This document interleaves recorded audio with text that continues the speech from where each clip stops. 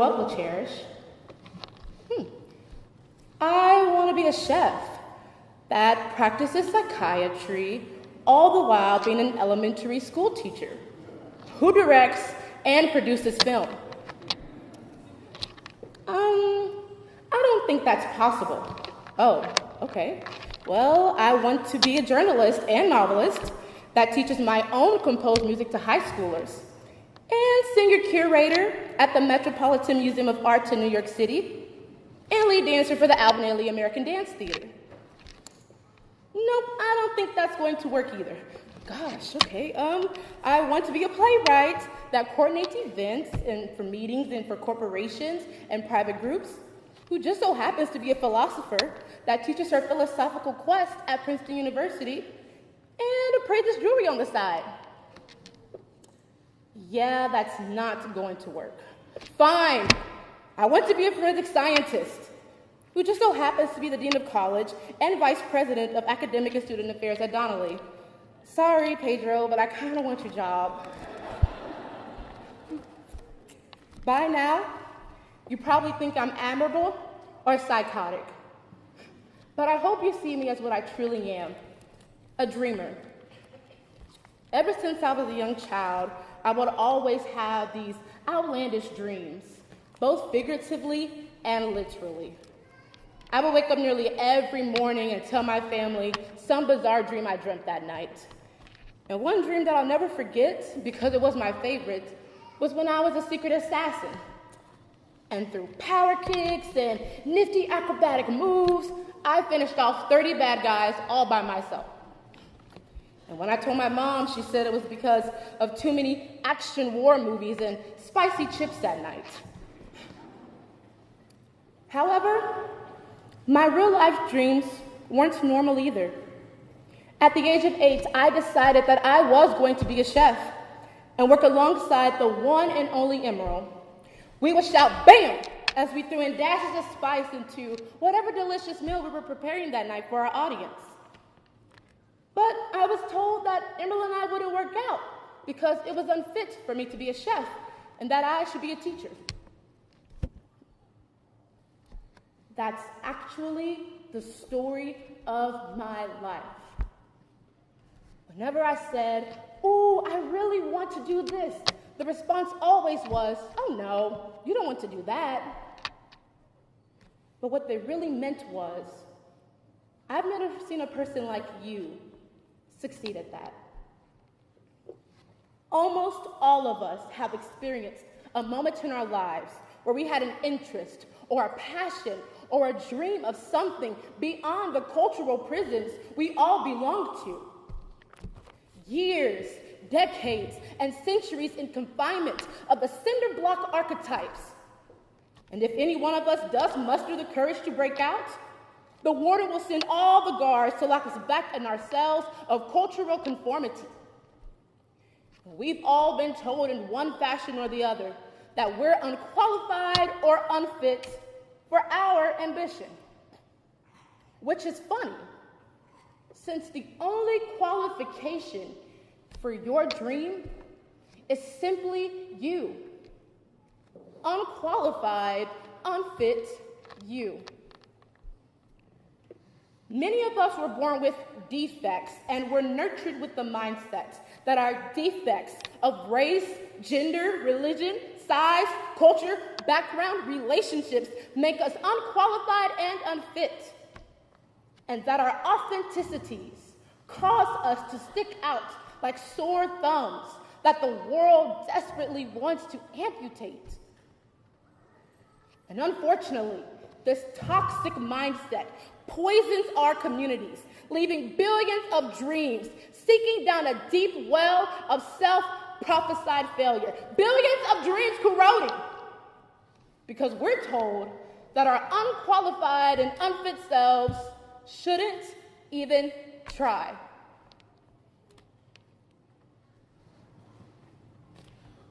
How many trips have you made to that well? How many times have you given up before you even tried? How many dreams have you dumped into the rusting pits because someone told you that you were unfit or unqualified? There was a time in my life where I began dumping my dreams in that well. There was a time I let the thoughts, the doubts, and opinions of others stop my capability and keep me awake at night. I became a mental insomniac who lost the passion to dream. Why? Well, majority of my adolescent years, I was the underdog, the last one picked, the stag girl at the school dance, the outsider in the inside.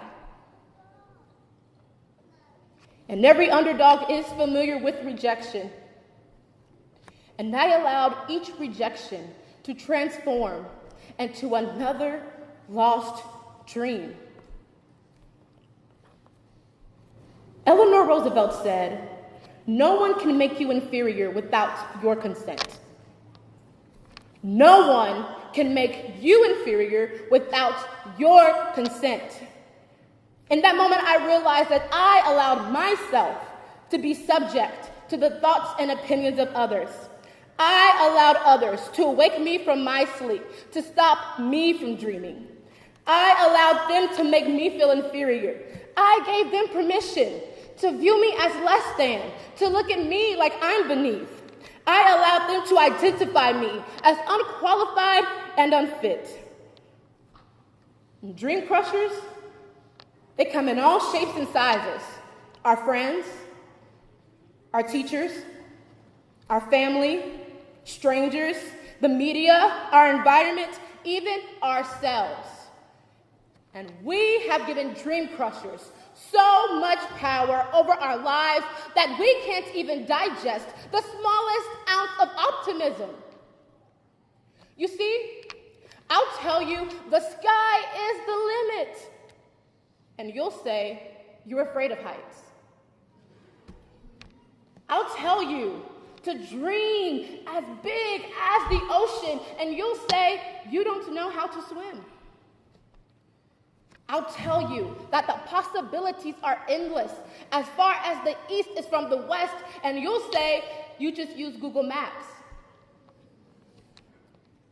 I'll tell you that the world is yours, and you'll say you failed geography. I'll tell you that you can be anything, absolutely anything you want to be, and you'll say, but I'm black, but I'm DACA, but I'm a woman, but I don't speak English well, but I'm Muslim, but I'm plus size, but I'm an ex-convict, but I'm older, but I'm divorced, but I'm unqualified, I'm unfit.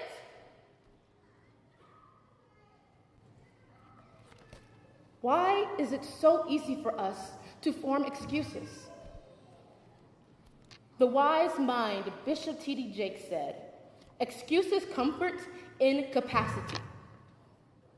And incapacity is a mental or physical inability to do something.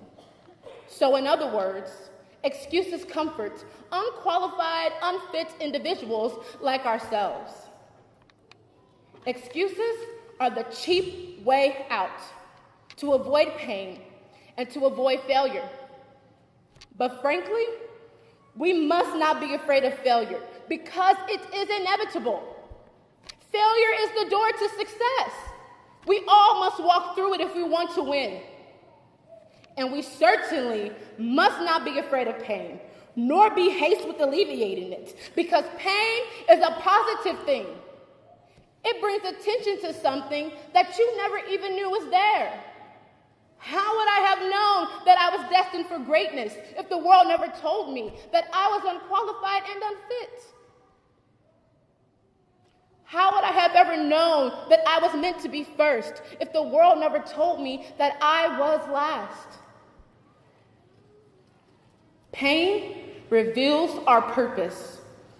And I've experienced immense pain each time I was told that I was not fit or qualified. But with each rejection, each humiliation, each crushed dream, I stopped taking aspirins and I began to use them as fuel. Each no, an ammunition for a fiery yes. Each, I don't think that'll work, oxidizing to a flaming its will. Each you can't, LaCherish, combusting to an explosive, watch me do it. From now on, let your doubts become energy, because energy is vigorous power, and power is the ability to do something. So each doubt reveals what an unqualified, unfit person is capable of accomplishing. And to be you does not mean unqualified. It doesn't mean less than. It does not mean unworthy. It does not mean undignified.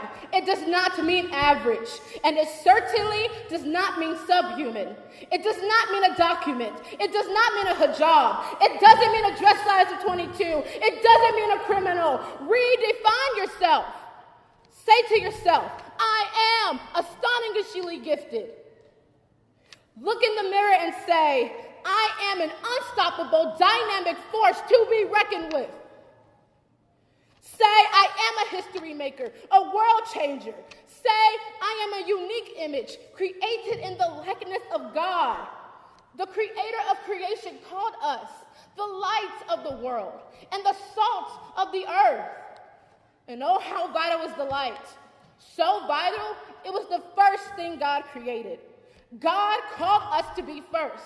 So I will be the first chef and psychiatrist and school teacher and director and film producer that just so happens to be the dean of the college and vice president of students and academic affairs at Donnelly.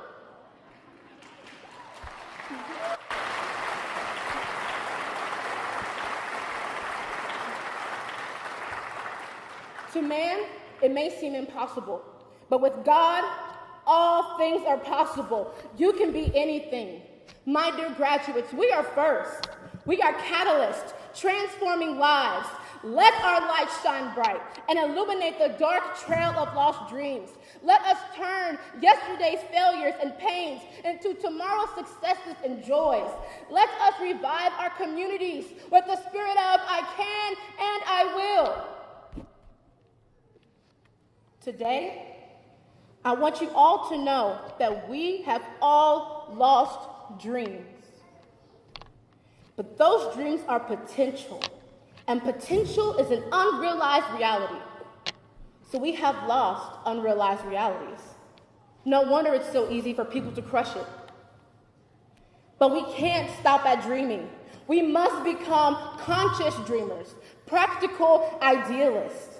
I can dream to be a novelist who composes music, but I won't ever succeed if I don't pick up a pen and paper.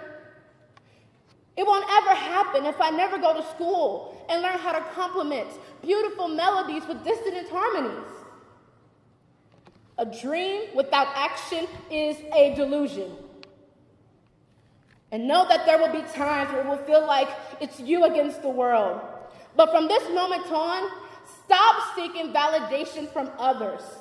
A wise man said, if you live by the compliments of others, you will die by their criticisms. Become your own cheerleader and take peace, knowing that God is with you every single step of the way. And whether you're on the stage or in the audience, we all begin a new journey entitled Tomorrow. And before each journey, it is a requirement that we get an adequate rest. So when you sleep tonight, this is that well of lost dreams. And take yours back. Take back your dreams.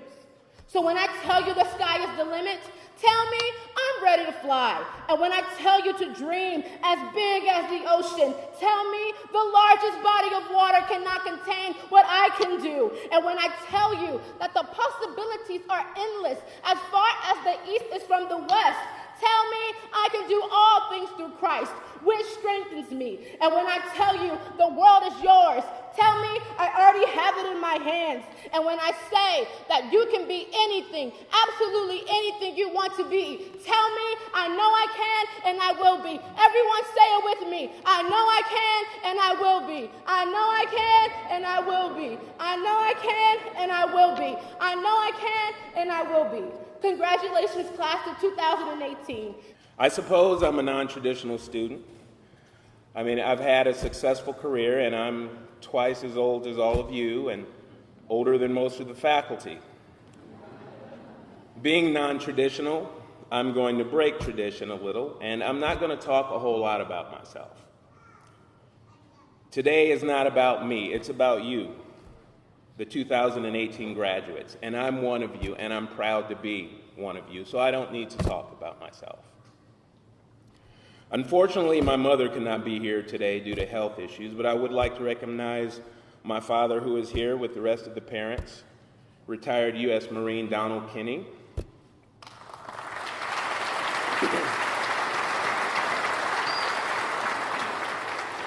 I would also like to thank my good friend, Mr. Kevin Bibbs, for being here to show support. Kevin also works with me and picked up the slack as I burned the candle at both ends and dragged myself into the office or classroom in the morning, barely awake, just like many of you did. Kevin is here with his mother, Miss Wanda Bibbs, who at some point probably had a large percentage of you in her daycare when you were kids. Miss Bibbs is like the faculty and all of the teachers here at Donnelly. They are people with giving souls who have dedicated their lives to helping others. The teachers here at Donnelly, at some point in their lives, said to themselves, I'm going to spend my life improving the lives of others. Their hope being that not only will we have a wonderful and productive life, but that we will have the same positive, inspiring effect on others. So they're just excited as we are. They have butterflies in their stomachs just like we do. But these aren't ordinary butterflies. Not like the ones you get when you give a speech or go on a date or go on a job interview. These are next level butterflies. These butterflies are swole. These butterflies are swollen with pride and joy and excitement for a bright future. You have filled them with what you have accomplished today. And by the end of this ceremony, they're going to explode as you explode with pride and joy. Your family and friends have them too. They have supported and encouraged you for the last 2 or 4 years, and today you have made good on their faith in you. By succeeding, by finishing, by graduating. They've watched you make good decisions that have you here victorious instead of anywhere else that you could be. You are here because you put in the work. You made the sacrifices. You overcame obstacles. You avoided the temptation to go astray. You have worked and studied all night and dragged yourself into the class the next morning at 8 a.m.-ish. 8 a.m.-ish. Sometimes still in your pajamas with a box of Fruit Loops or a Captain Crunch under your arm. But you did it. You overcame your doubt and the doubt of others, your fears that you wouldn't make it, and any other obstacles. And you did it.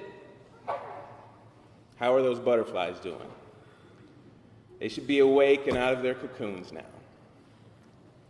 Speaking of fears and obstacles, I remember an assignment to write a commencement speech for public speaking class.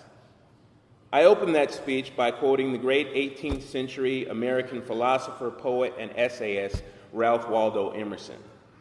He said the following in a speech commonly known as the American Scholar to Harvard's Phi Beta Kappa Society in 1837. Free should the scholar be, free and brave, for fear is a thing which a scholar by his very function puts behind him.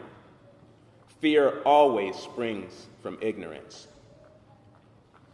You all are now scholars, with nothing to fear because you have filled yourselves with knowledge. Fear won't stop you or even slow you down as you move forward in life. Phi Beta Kappa was an exclusive fraternity back then. Now understand, there was nothing wrong with those students. They did nothing wrong. They deserved to be there in 1837, just like you deserve to be here today. They put in the work and earned the right to be there, just like you put in the work and earned the right to be here today. What was wrong when Emerson gave that speech was the people who were not there. Women, people of color, and other people who society often doesn't serve. That was the tradition back then. But like you, they didn't quit. They knew that tradition of exclusion would change one day, and I believe their souls are here with us today, right now, at this ceremony, looking at this student body made up of every shade and color of the human rainbow that there is, and they too are proud of you. And that's why those butterflies you feel are so powerful and ready to soar.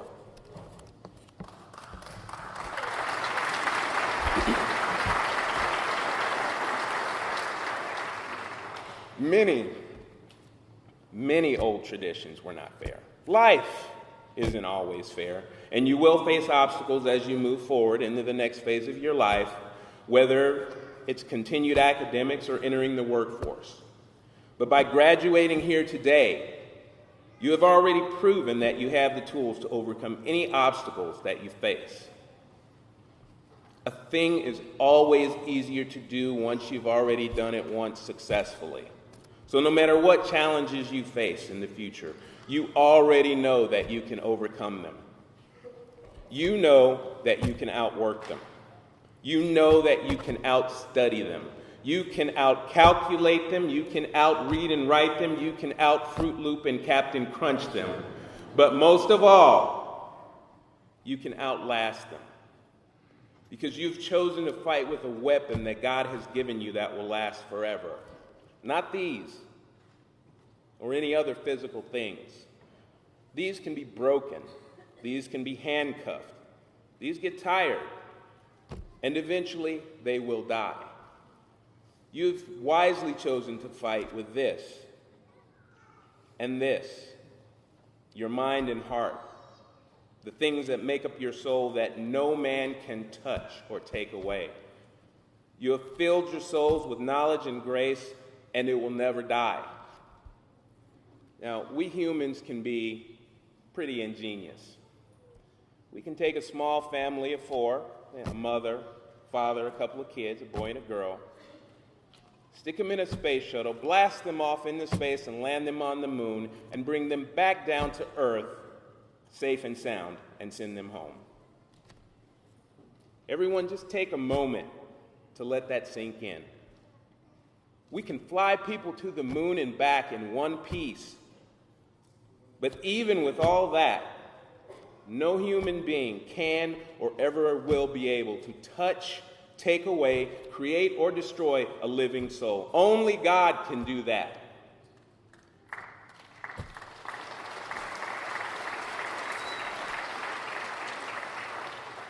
Our souls is God's everlasting gift to us, and that is why, as long as you continue to fill your soul with knowledge and grace, today is only the beginning, only the first of your life victories. That is why those butterflies are going to explode and spread their wings today. That is why you will spread your wings with them, because the potential you have unlocked by graduating today is as limitless as the sky. As I conclude this speech, I want to congratulate you, all of you, on all the lives that you have changed in a positive way by graduating today. Like Ms. Bibbs and all of the teachers and faculty, your graduating today has touched the lives of people you may never know. And that's called the butterfly effect. Not just your siblings, but other children in your neighborhood, people you've gone to middle school and high school with. They've watched you, waiting to see if you would make it. Some believe they weren't good enough or wealthy enough or born in the right place. All they had was the negative images they see and hear on TV and in music. Some of the people in their own lives told them, "You'll never be anything. You won't amount to anything, so why even try?" But you You have shown them they are good enough. You have shown them a path of light that they can follow.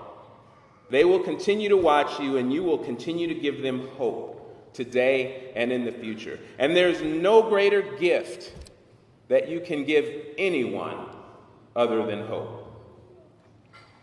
Most of all, I want to congratulate you for achieving, for enduring, for finishing, for winning, for being proud and victorious, and for giving your parents and family and all of the faculty at Donnelly those same feelings of pride and joy with your success today.